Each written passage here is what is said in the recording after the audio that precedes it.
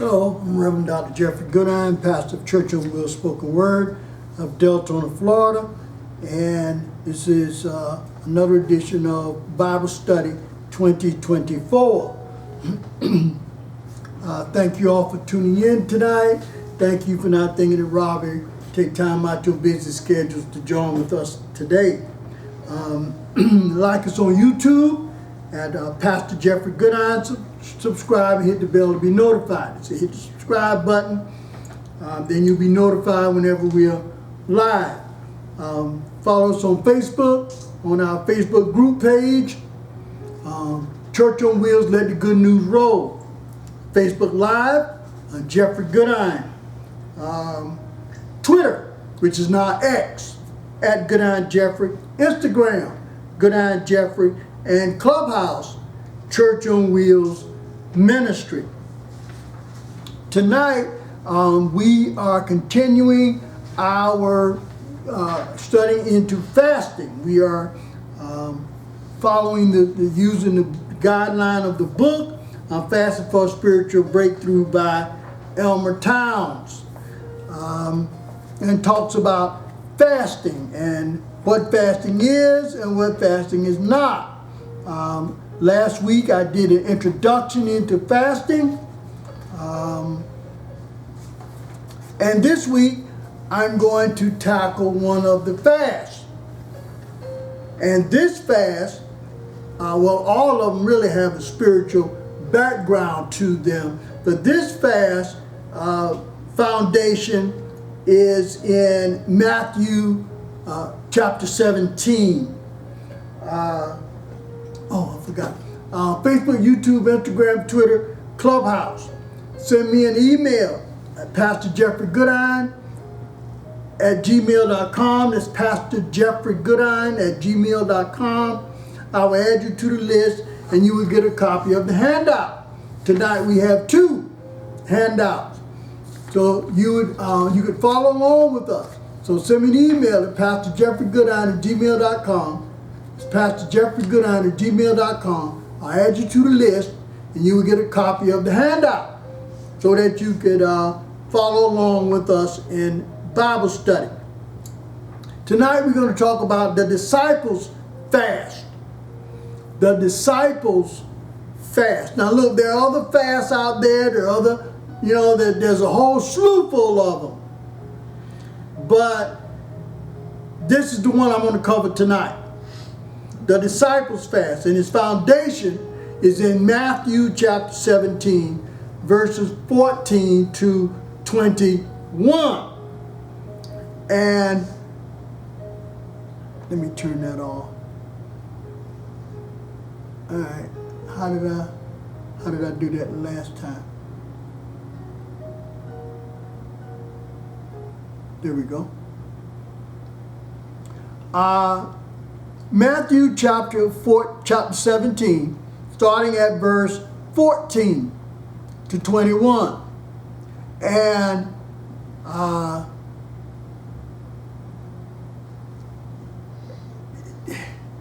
if you want to talk about fasting, here's where it shows about for deliverance.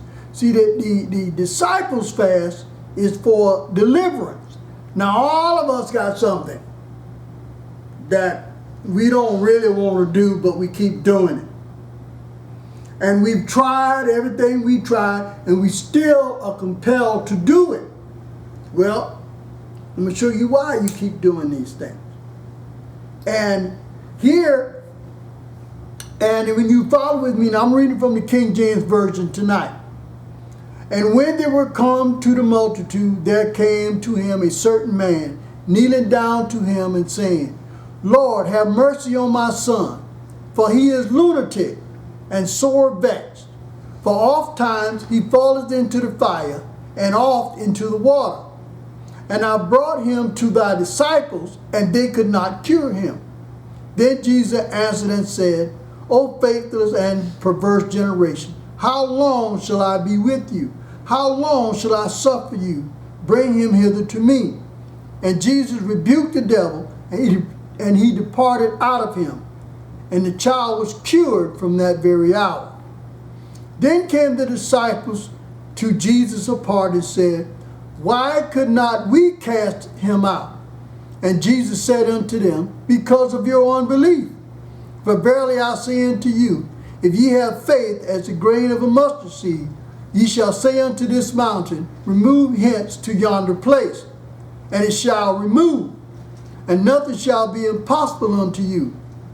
Howbeit, this kind goeth not out, but by prayer and fasting. So we see here that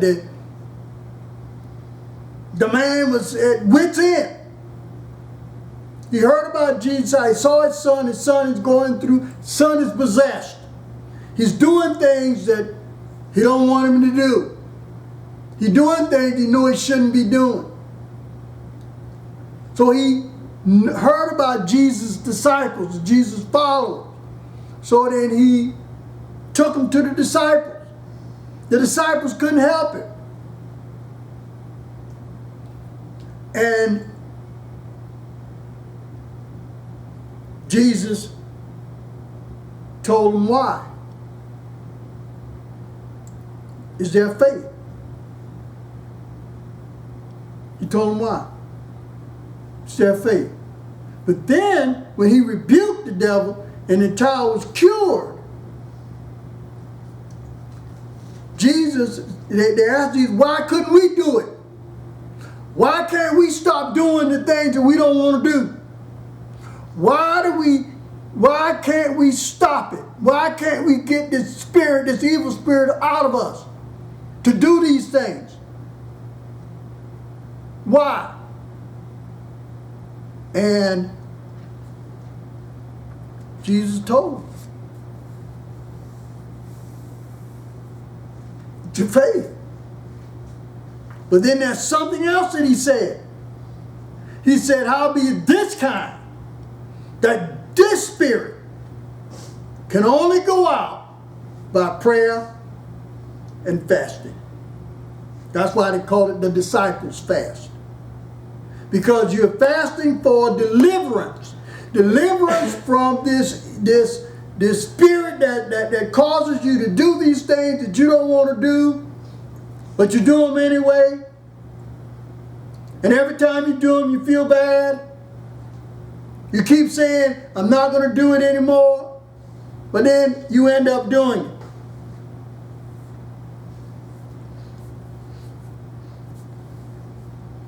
So this is the disciples' fast. That you're fasting for deliverance.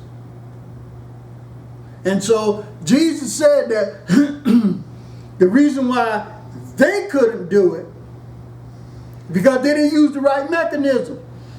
For one, he said their unbelief. That this is where the thing comes from, the faith of a mustard seed. Faith the size of a mustard seed. But also, something they were missing. Something they were missing. The fasting. Because he said this spirit can only come out by prayer and fasting. Fasting for the deliverance. So this opens the door for us that the things that we're doing that we don't want to do, those vices that all of us got a vice now. Everybody got a vice. Everybody got something that they keep saying, I don't want to do no more. But we end up doing it. We call that a vice. If you want to get rid of that, then you're in the same position as the disciples. Because the man took his son to the disciples, Jesus' followers. You all are religious people. You all, you know how it is. When they say you go to church, people know you go to church. They want you to pray for them, pray with them, things of that nature. Well, they took his son. The man took his son to the disciples. And nothing happened. He still was doing the same thing. And so when Jesus rebuked, if you notice, Jesus rebuked the devil. That means he had a devil spirit in it. And Jesus rebuked the devil. And the disciples said, why could we not do that? Why could we not do that? And Jesus told them, for one, it's your unbelief. Did you believe that you could do it? See, do we really believe that we can control this vice? Do we really believe that? That we can stop doing this? Do we really believe that we can fight the devil's hold or grip? Do we really believe that? Well, if we are still doing it, and we say that, well, we need to stop, then you need to come to another level. And then we have the disciples fast. Fast for deliverance. Deliverance. And we see here that Jesus, the deliverance. So that's probably where we need to focus on the disciples' fast. Now, I put here a significant reason to fast is that it releases people from the bondage of sin. And that's Isaiah 58:6. Remember, I told you that the foundation of fasting is in Isaiah 58. I'm looking at this. These glasses work. I paid a lot for these glasses. They work. Isaiah 58, where he said, is not this the fast that I have chosen? To loose the bands of wickedness, to undo heavy burden, and to let the oppressed go free, and that you break every yoke. See, this is what he's saying to the people. Remember last week he talked about he was telling the people that they were fasting, but they were doing it wrong. And then Jesus, and then I said, wait a minute, this is the fact that I've chosen for you, to loose the bands of wickedness, to undo the heavy burdens. So, to loose the bands of wickedness. Well, right now the sun is in wickedness, a band of wickedness around the sun. And so that's why he said that they could not release. The disciples couldn't do it. They kind of were going about it. I mean, yes, but first thing is our unbelief. When we pray to get rid of these vices, that we don't want to do them no more, do we really believe that? Do we really believe that we have the power to get rid of this thing that's causing us to do these things? Do we really believe that? And that's what Jesus questioned them on their faith. Do you really believe it? Because if you did, if you had the faith about the size of a mustard seed, and we've seen a mustard seed, I went and got a thing with a mustard seed, that's a very small seed. If we got that kind of faith to say we could tell a mountain move and it will move. So do we really believe that? Do we really, really have the faith? And then Jesus said something that I think is profound. He said, howbeit this kind of spirit can only come out by prayer and fasting. Yes. So that tells us there's several different types of spirits. Yes. Several levels of spirits. Right. Some of them we Right. Right. And what and what Jesus was telling them is that this kind. So maybe our vice is this kind of spirit that can only come out by prayer and fasting. That will only help us get rid of this vice. So, something that we have. I put here the problem of besetting sins. These are besetting sins. And I put here besetting sins are habitual sinful behaviors or attitudes that victimize and enslave people. That's a besetting sin. That sin is ingrained. I mean, I guess all sin kind of engraved, but this one is engraved. I don't know, can we say it deeper?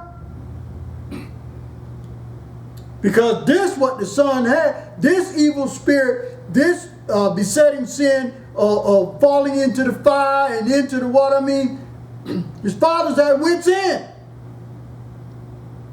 He said, have mercy on my son, he's a lunatic, he's crazy. He's falling into the fire, falling into the water.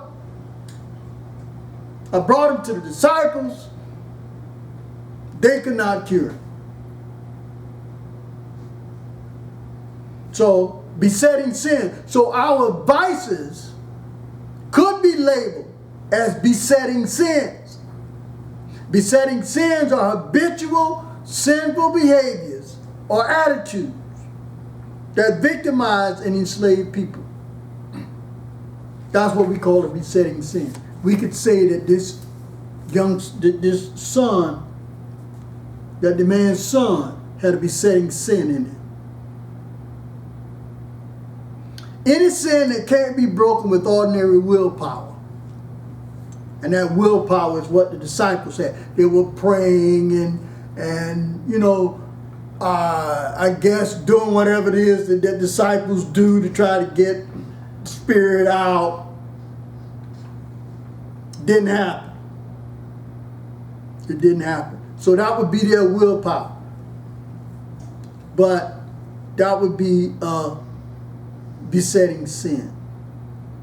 Ingrained. And then I put here the disciples' fast can be the very way to escape.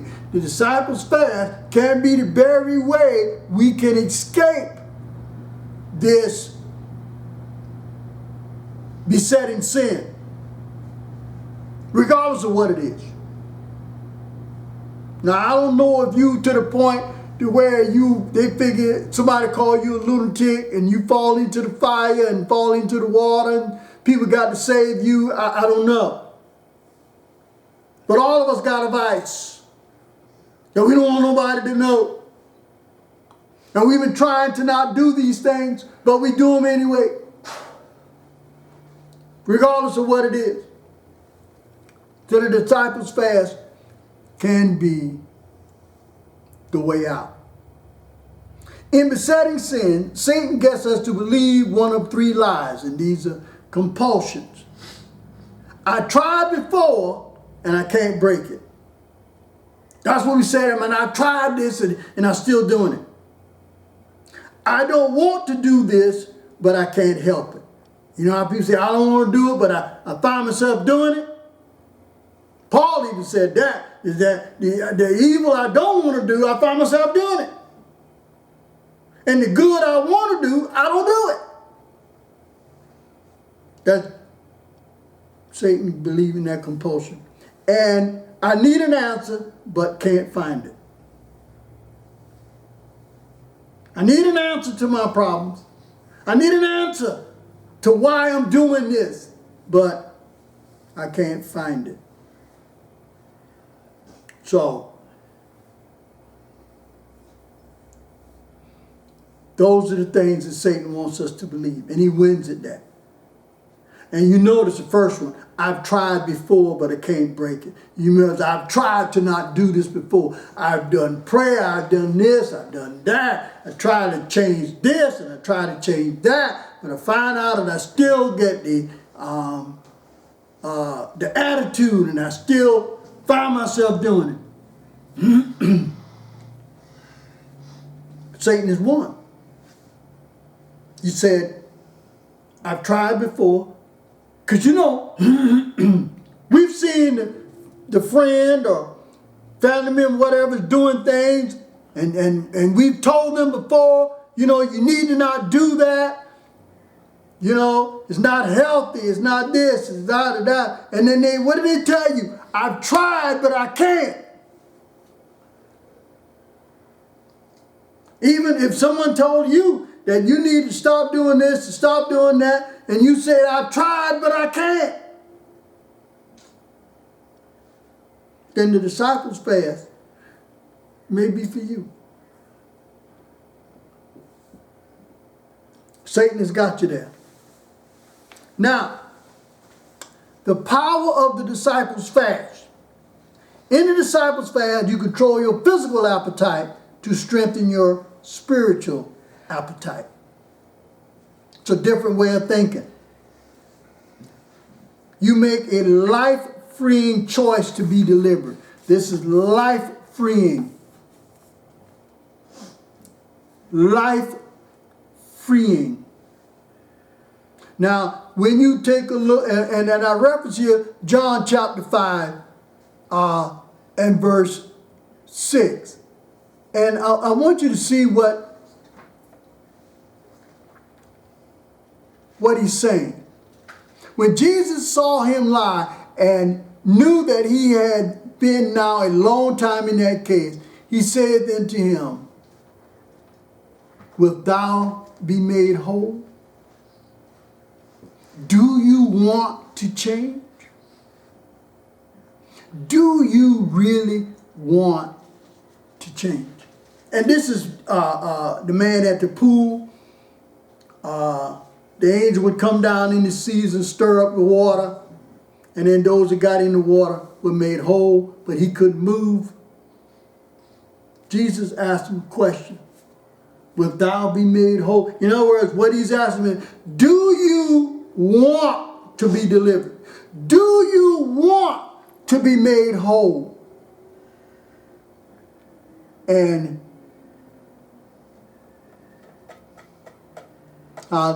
the story, this man's been this way for 38 years. So he's had this infirmity for 38 years.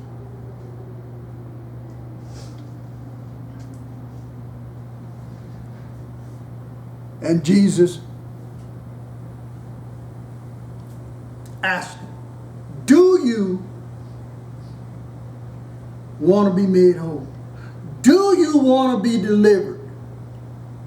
Now, when we say that Satan got you believing that I've tried before and can't break it, then do you really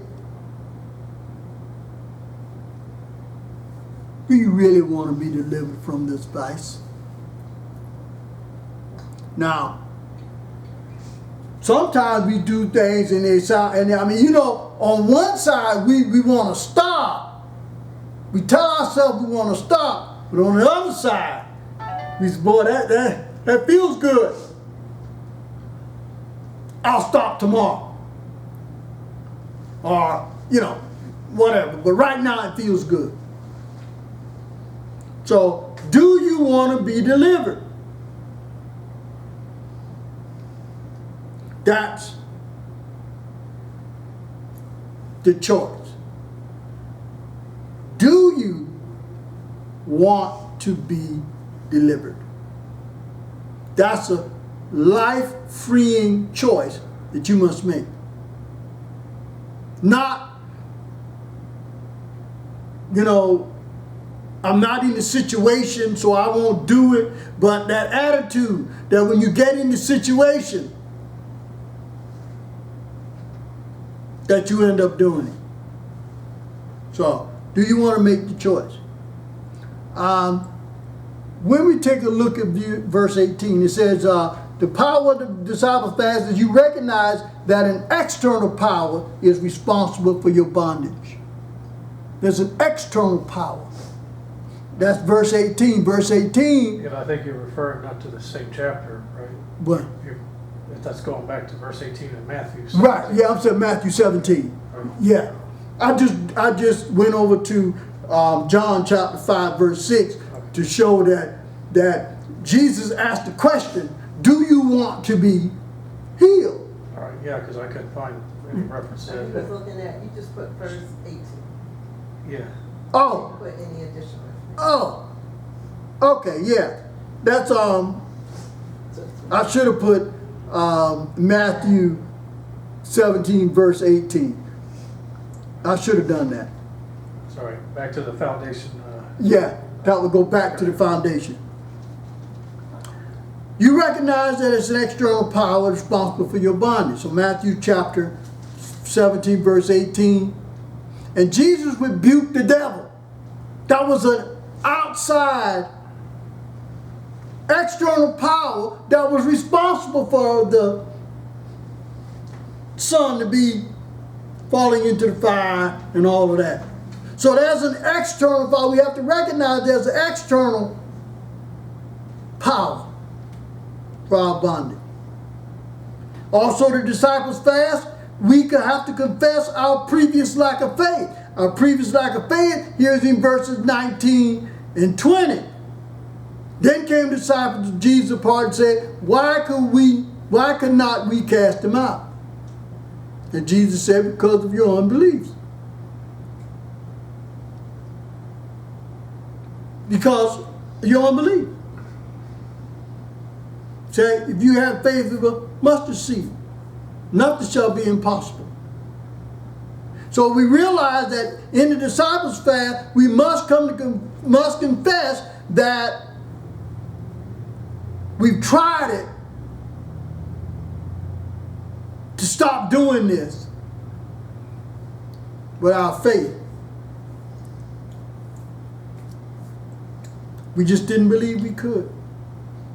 You know why? Because the devil said what? Got you said, I tried to stop before, but I can't.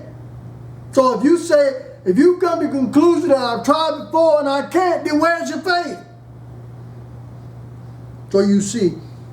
Now, in the disciples' fast, you specifically state your besetting sin. When fasting to break bondage, write out the specific bondage that you want to break. Now you got to be specific about this. This is the only way it's going to work.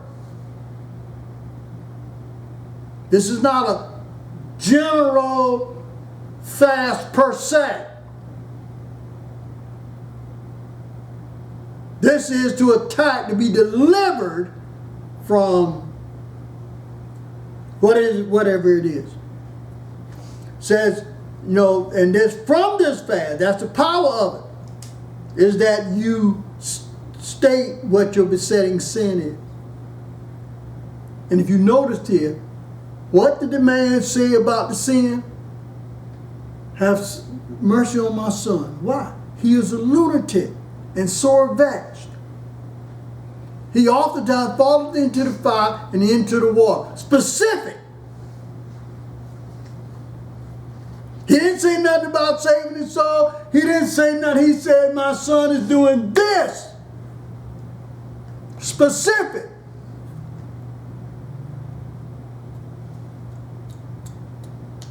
And he wanted him to stop. And then, from the power of the disciples fast, you fast repeatedly until you get a breakthrough. And that's verse 21. Howbeit, this kind goeth not out, but by prayer and fasting. And you know, the longer we fast, the more we obey God. So in the disciples' fast, yes, we're fasting. If we had the power of Jesus, and he said we do have the power of him, and we believe in him, but how many of us have the faith that we can do what Jesus did? Because the first thing we'll say, the devil will say is, you're not Jesus. You can't do it.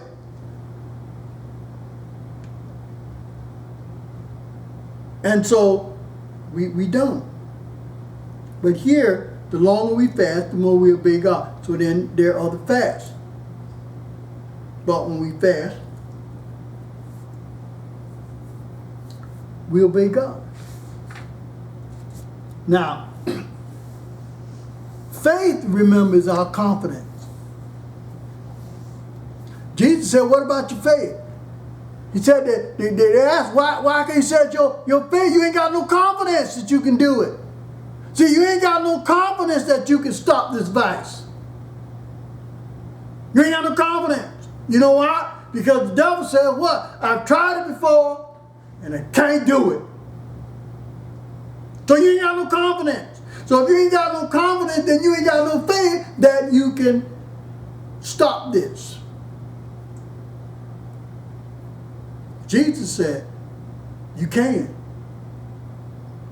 But there's a spirit, this type of spirit, that is this besetting sin in your life, can only come out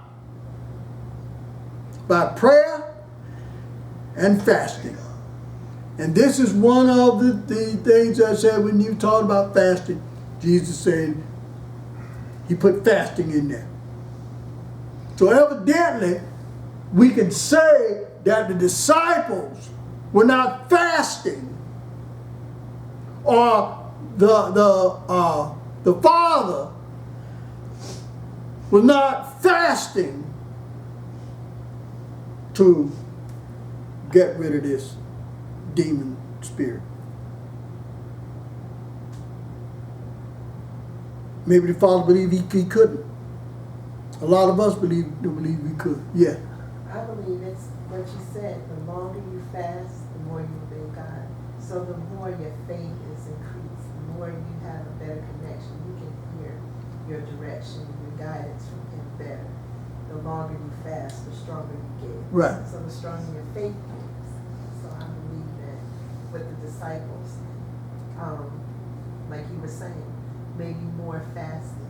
Because right. Jesus fasts all the time. But it doesn't say that they do. Right. And if we go back to Isaiah 58 and 58, you said, wait a minute, they just, back, that's why I say it always starts at verse 1. 58 verse 1, he was telling them, y'all fasting, but, and want to know why. You're doing it wrong. You're fasting for the wrong reasons. So here, in this instance, the disciples fast, you got to be very specific what that besetting sin is.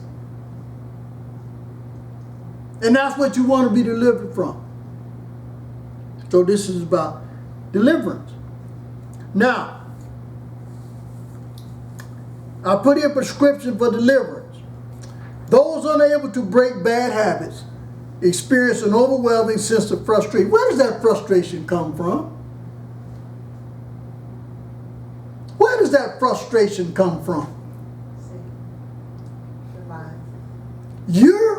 Satan already told you. Remember now, Satan said, I tried before and I can't break it. I don't want to do this, but I can't help it. But you said in your mind, I got to stop. I don't want to do this no more. And then you find yourself doing it and you get frustrated. And then you just throw your hands up. That's one of the problems we have. Our frustration sets in. Now, all of us had been there before. You said you weren't going to do it anymore, and then you do it, and then you come to your senses, and your senses told you that you said you weren't going to do it no more, and then you get mad at yourself, and all of that. Because there's frustration. You want to quit. The man wanted his son. Now, I could just about imagine, I don't know what the Bible did say. It said his father called his son a lunatic, but the son probably didn't want to be going into the fire, falling into the water. Probably didn't want to be doing that, but he was doing it. We probably don't want to be doing, well, not probably, but we don't want to be doing the vice we're doing, but we do it. And we get mad at ourselves. Because what did we say? I'm not going to do this anymore. That is a besetting sin. So, those unable to break the bad habits, there's an overwhelming sense of frustration. We get frustrated. And then we don't want nobody telling us about it. We don't want to be around nobody because we're so frustrated of what we're doing. We said we weren't going to do it anymore. And then that's when we say, I tried, but I can't break it. I don't want to do this, but I can't help it. And whatever, whatever other thing you come with. So the disciple fast offers hope. Now, and I put here 2 Corinthians, and I'm going to read this. 2 Corinthians chapter 10. And I want you to listen to what it's saying. This is when, in fact, in verse 3, for though we walk in the flesh, we do not war after the flesh. For the weapons of our warfare are not carnal, but mighty through God to the pulling down of strongholds, casting down imaginations and every high thing that exalted itself against the knowledge of God, and bringing into captivity every thought to the obedience of Christ, and having any readiness to revenge all disobedience when your obedience is fulfilled. So here he's telling me that this war we fighting, this ain't no regular war now. And you realize that there's something that's fighting us, and it ain't flesh, even though we're in the flesh. And what we're doing is in the flesh. That ain't the war. It's not it. But he said, but the weapons that we use are for, through God, to do what? Pull down the stronghold that these things have over us. Casting down our imaginations and every high thing that exalted itself against the knowledge of God. That thing that's called you to do this, you know it's against God. You know that. You know that. You know that. That's against God. So, the disciples fast. Now I put here, these are some prescriptions. This is the steps. Renounce counterfeit control. And I put discerning reality from that which is counterfeit. Discern from reality. From that which is counterfeit. You know what the reality is. You got to renounce. And then I put here, pray. And you say, I renounce. And I put here, any influence holding you in spiritual bondage. That's why I say you must be specific in the disciples' fast. Now, if you got more than one vice, then there's more than one thing you're going to have to renounce. This is why when in the Old Testament, when it was coming to do their offerings, sin offerings, some people had a whole bunch of stuff, a whole bunch of animals, because they had a whole bunch of sin they was trying to change. So you pray, I renounce, and then any influence holding you in spiritual bondage. If you notice, what did Jesus do? He rebuked the devil. He rebuked the spirit. He renounced the spirit. He knew there was an external factor that was causing this young man or son to do this. That was reality. The reality was Jesus knew that it wasn't him. It was something else. It was an external.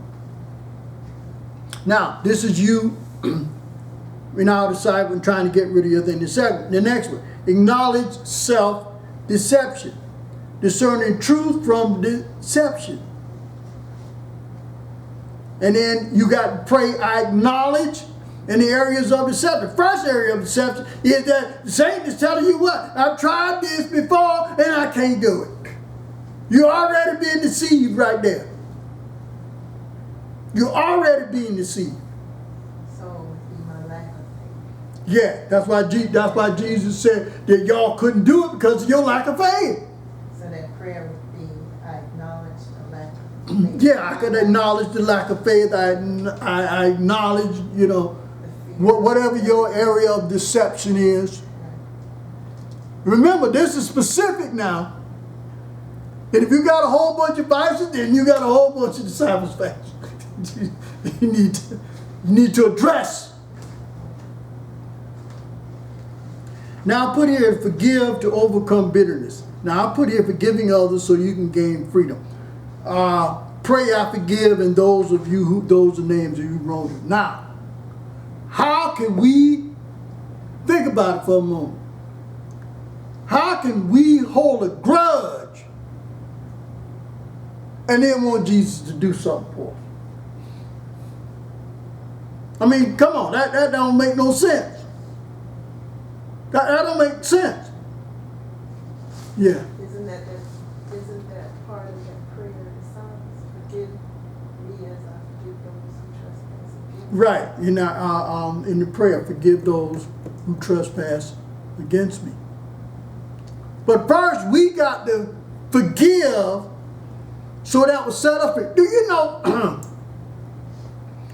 Do you know the people that have wronged you? You know you're the only one thinking about it. They're going on with their life. You're the one that's in bondage. You thinking they're thinking about it. I'm going to tell you what. Think about it for a moment. You know some people you haven't seen in a while, and then you see them, and then you say, remember when you did this? And they go, what? Huh? I did what? See, you still holding on to that. They're not. So you've got to forgive in your heart. You got to forgive the people that have wronged you. You got to do it. To set freedom, you got to free your spirit first. And I know people say, you know, some people we ain't never going to forgive and things of that nature. But I tell you what. If you don't think it'll be forgiven, die. And you won't hear about it no more. You won't hear about it no more. But look at what you did. You had something inside you. You was holding a grudge for something. And then you're the only one thinking about it. Trust me. You're the only one thinking about it. On the back, I put submit to God's authority. How many of us are trying to do something, but we're not submitting to God's authority? We're trying to do it ourselves. He already told us our faith is weak. And then we trying to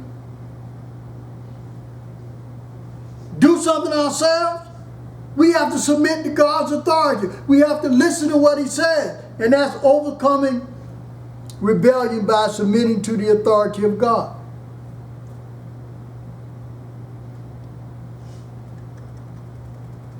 Sometimes that may be the reason why we're still doing what we're doing. We're not submitting to His authority. And then we pray, I submit to, and then you hear, that's why I say specific authority in your life. Who are you going to submit to? When you're doing this fast, who are you going to submit to? Surely don't submit to me, because I'm probably doing the same fast you're doing. But we got to submit. And this next one, take personal responsibility. You know what? It's always somebody else's fault. It's always my friend's fault. They come over when I said I wasn't going to drink anymore today, that I was going to rest today, I wasn't going to do any drugs today, I wasn't going to do this or this, that, and the other. And then here comes the friend. Oh, the devil got away coming now. You said you weren't going to do it. Okay, let's see this. Take personal responsibility for your vice. It's saying confront pride with the spirit of humility. Now, the pride, we say it's not me. It's these drugs. It's not me. It's this alcohol. It's not me. Blame it on this. Blame it on that. Take responsibility. That's your pride. You don't want to take responsibility. And then you pray, I am responsible for, and then you insert the specific sin. And then disown sinful influences. This is disowning sinful influences that come from friends and acquaintances. What they say, if a friend offers you drugs, it's not really your friend. They say a friend offers you alcohol, it's not really your friend. You know that you've been out all night Saturday, stumbling into the house, got a hangover, whatever, on Sunday. You wake up, you say, well, I'm not going to do any drinking today. I'm going to try to recoup. And then gets to knock at the door. Here comes the friend. You say, man, I ain't got no money. I ain't do nothing. What your friend say? I ain't asked you for no money. And then he say, let's, and you say, go. Now you back. I'll quit tomorrow. Right. Yeah, I'll quit tomorrow. Well, that is disowning sinful influences. And then you got to pray, I disown, and then specific negative influence. Now, if you notice, in this disciple fast, very specific. It's very specific. Now, the reason why I say specific in this fast is because when the Father saw Jesus, he went down the list. He said, my son's a lunatic. He's vexed. He's sore vexed.